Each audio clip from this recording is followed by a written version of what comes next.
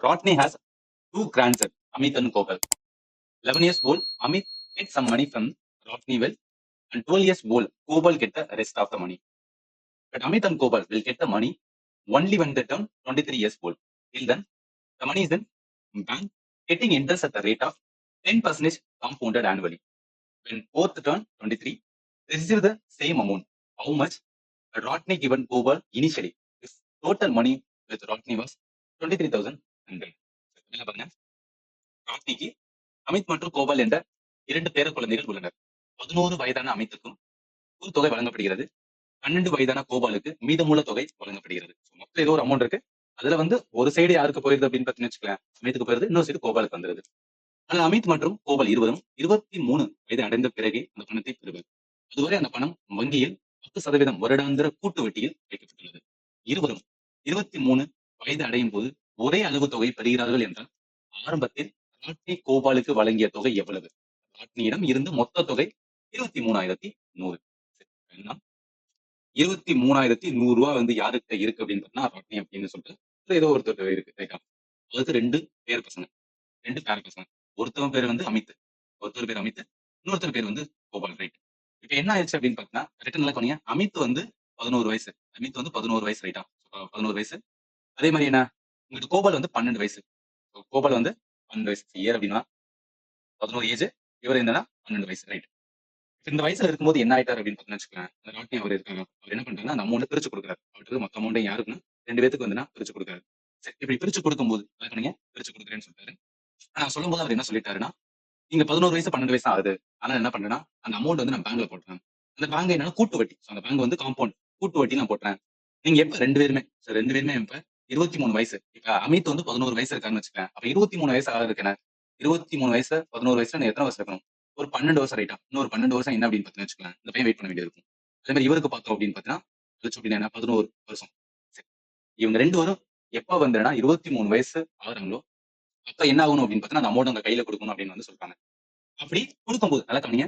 இந்த ஃபைனலா அமௌண்ட் குடுக்குறாங்க பார்த்தீங்களா? அந்த 23 வயசுல அந்த ஃபைனல் அமௌண்ட் அது அமித்துக்கும் சரி, அதே மாரி கோபாலுக்கும் சரி. இந்த ஃபைனல் அமௌண்ட் அமித்துக்கும் சரி, கோபாலுக்கும் சரி 2 பேருக்கும் ஈக்குவலா இருக்கும். அப்படி இருந்துச்சுன்னா, கோபாலுக்கு இனிஷியலா ஒரு அமௌண்ட் வந்து எடுத்து வச்சுருவாங்க பாத்தியா? எடுத்து வச்சு வந்துன்னா, அது வந்து என்னன்னா, அந்த பேங்க்ல போட்டு வட்டி வரும் பாத்தீங்கன்னா, அந்த இனிஷியல் அமௌண்ட் எவ்வளவு இருக்கும்? இதான் கேட்குறாங்க. இப்படிலாமா சார் கொஸ்டின் கேட்பாங்கன்னா, கேட்குறாங்க தெரிஞ்சுக்கணும் ரைட்டா. இப்ப இந்த கொஸ்டின சால்வ் பண்ணணும் அப்படின்னு பார்த்தீங்கன்னு வச்சுக்கோங்க. இதெல்லாமே கொஞ்சம் என்ன சொல்றது? ஒரு ஹை லெவல்ல கொஸ்டின் தான். ரொம்ப ஈஸியான கொஸ்டின் கிடையாது. பட் நீங்க தெரிஞ்சுக்கலாம். ஒவ்வொரு கொஸ்டினுமே எப்படி இருக்கு? எந்த லெவல்ல இருக்குன்னு தெரிஞ்சுக்கிறம்போது, நம்மளுக்கு தேவை வந்து அகைன் நான் சொல்லுவேன் என்னன்னா, மேத்த பொறுத்தவரைக்கும் நம்ம எல்லா கொஸ்டினுமே சால்வ் பண்ணணும்னு அவசியம் கிடையாது. ஏன்னா நம்ம கட் ஆஃப் வந்து கிளியர் ஆனா போதும் ரைட்டா. ரொம்ப டஃப்பான கொஸ்டின்லாம் இருக்குன்னா, நீங்க கொஸ்டின தெரிஞ்சுக்கணும். ஓகே இந்த கொஸ்டின கை வச்சுனா ரொம்ப நேரம் டைம் எடுக்கும். அதனால ஈஸியான கொஸ்டின் எல்லாமே நான் சால்வ் பண்ணிட்டு வருவேன். சால்வ் பண்ணிட்டு வந்ததுக்கு அப்புறம் இந்த மாரி டஃப்பான கொஸ்டின்ஸ் எனக்கு டைம் இருந்துச்சுன்னா, அந்த கொஸ்டின சால்வ் பண்ணணும்னு சொல்லிட்டு, இது எல்லாமே என்னன்னா நீங்க யோசிச்சுக்கலாம். அதனால தான். நான் அகைன் சொல்லிடுறேன். எல்லா கொஸ்டினுமே வந்து எனக்கு கம்ப்ளீட்டா எல்லா கொஸ்டினுமே ஒரு கொஸ்டின் கூட தப்பு இல்லாம ஆன்சர் பண்றது வந்து யாரால முடியாது. நம்மளுக்கு என்னன்னா எல்லாமே ஓவரால் வந்து என்ன சொல்றீங்களா, ஆல் ரவுண்டரா இருக்கணும். அதுக்காக தான். இப்ப என்ன அப்படின்னு பார்த்தீங்கன்னு வச்சுக்கோங்களேன். முதல்ல இந்த கொஸ்டின சால்வ் பண்ணணும் அப்படின்னு பார்த்தீங்கன்னா, நம்மளுக்கு காம்பவுண்ட் இன்ட்ரெஸ்ட்டோட காம்பவுண்ட் இன்ட்ரெஸ்ட்டோட என்ன அப்படின்னு பார்த்தீங்கன்னா, பேசிக் ஃபார்முலா இருக்கு. அது நம்மளுக்கு தெரியணும். காம்பவுண்ட் இன்ட்ரெஸ்ட்க்கான பேசிக் ஃபார்முலாவே ஸ்டார்ட் பண்ணும்போது நம்மளுக்கு என்னதான் சொல்லுவாங்கன்னா, தான் வரும் ரைட்டா. அதாவது amounts equal to principal into 1 plus R by 100 whole power n இருக்கும்.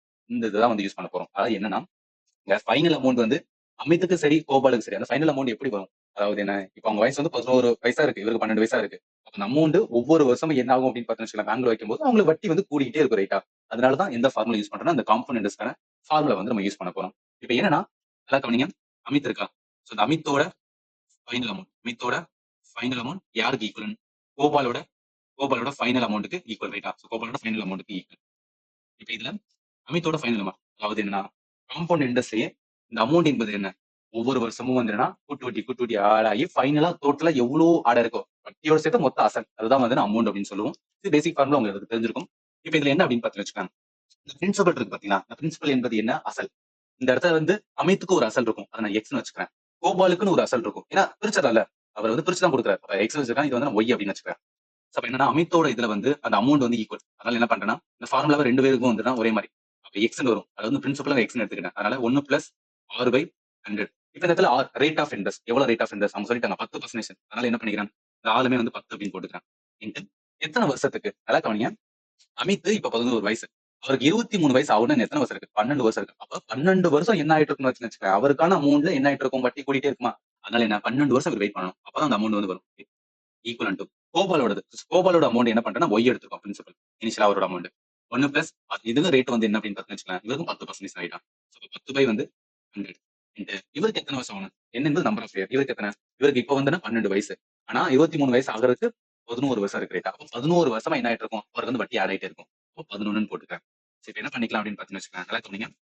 இப்ப இந்த 1 by I mean 1 plus 10 by 100 இருக்கு பார்த்தீங்கன்னா, ஹோல் பவர் வந்து 11. அது வந்து இந்த சைடு கீழ கொண்டு வரும். அதாவது எக்ஸ் இருக்கு.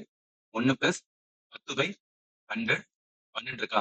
இது கீழ என்ன பண்ணிக்கிறேன்னா, இந்த 1 பிளஸ் 10 பை 100 11 இருக்குல்ல. அத கொண்டு வந்துக்கிறேன். ஈக்குவல் டு ஒய் இருக்கட்டும். எதுக்காகன்னா, ஈஸியா அடிச்சிடலாம்ல. அதாவது இங்க இருக்கிற கம்ப்ளீட்டா இங்க இருக்கிறது வந்து கம்ப்ளீட்டா இதாகும். ஏன்னா 12னா இன்னும் ஒரே ஒரு இது மட்டும் இருக்கும் ரைட்டா? இன்னும் ஒரே ஒரு இது மட்டும் இருக்கும். இந்த இடத்துல எழுதுறேன். அப்ப என்ன ஆகும்? எக்ஸ் 1 பிளஸ் 10 பை 100 ஈக்குவலன்ட் என்ன இருக்கும்? ஒய் அப்படின்னு இருக்கும். இப்ப இத அடிங்களேன். இந்த 0க்கு இந்த 0 வரும். 1 பை அதாவது 1 10ஆல இது பண்ணா என்ன வரும்? பாயிண்ட் இங்க ஒரு 10 வைப்போம். அப்ப 0.1ன்னு வருமா? ஆல்ரெடி இங்க 1 இருக்கு. இங்க ஒரு 0.1. அப்ப எக்ஸ் இஸ் ஈக்குவல் டு என்ன வரும்? 1.1ன்னு வருமா? ஈக்குவல் டு ஒய்ன்னு வச்சுக்கிறேன். இப்ப என்ன பண்ணுவோம்?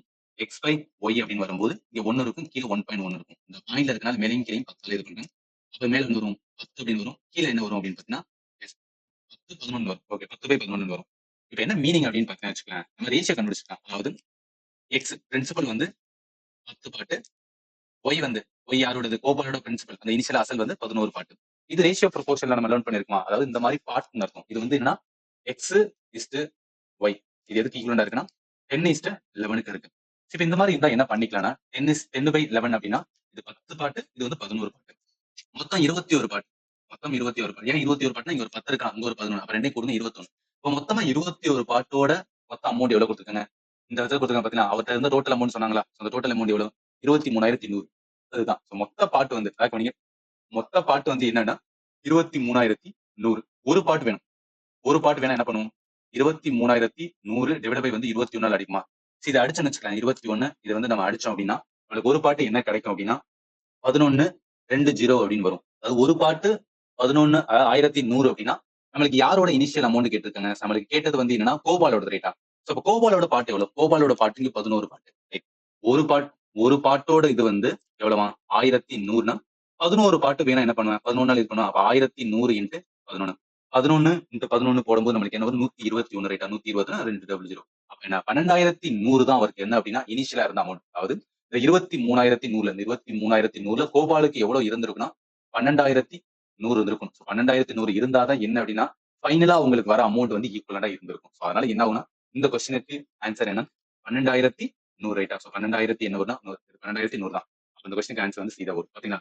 இந்த கொஸ்டின் சால்வ் பண்றதுக்கு இவ்வளவு இருக்கு. அதனால என்ன பண்ணணும்னா, இது வந்து ஒரு லாங் கொஸ்டின் ரைட்டா? நம்ம சால்வ் பண்ணணும்னு முடிவு பண்ணாவே நிறைய டைம் எடுக்கும். அப்ப ஈஸியா இருக்கிற கொஸ்டின்ஸ் நிறைய ஈஸியான கொஸ்டின்ஸ் இருக்கும். எல்லாத்தையும் சால்வ் பண்ணிட்டு இந்த மாதிரி கேட்கும்போது டைம் எடுக்குன்னு தெரிஞ்சு என்ன பண்ணணும்னா, பொறுமையா வந்து சால்வ் பண்ணணும். இது ஒரு பேட்டர்ன். வச்சுக்கங்க.